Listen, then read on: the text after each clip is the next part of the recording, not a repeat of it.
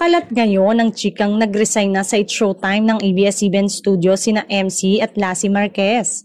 Ang itinuturing dahilan ay yung insidente kina Vice Ganda at MC dahil daw sa pagpapahiya ng una sa huli sa vlog nito.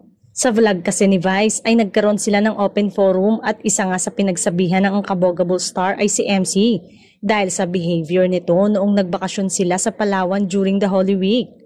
Sabi-sabi, sobrang napahiya si MC at sumama ang loob nito kaya nag-resign na lang sa kanilang noontime show at kumampi naman daw rito si Lassie kaya nag-resign din. Dalawang taong malapit kina Vice, MC at Lassie ang nagsabi na hindi daw totoong chikang nag-resign na sa It's Showtime sina MC at Lassie.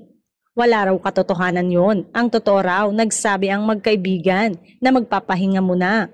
On leave nga daw si MC at Lassie sa Kapamilya Noontime Show. At heto pa, chika pa ay after daw na magburakay kamakailan si MC ay nag-usap pa raw sila ni Vice. Hindi raw totoong magkagalit ang dalawa.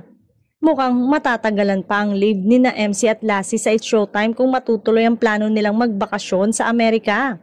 Si Lassie raw ay dadalawin ng mga kamag-anakan niya sa San Diego, California at si MC daw ay balak ng mag-unwind at mamasyal kung saan-saan.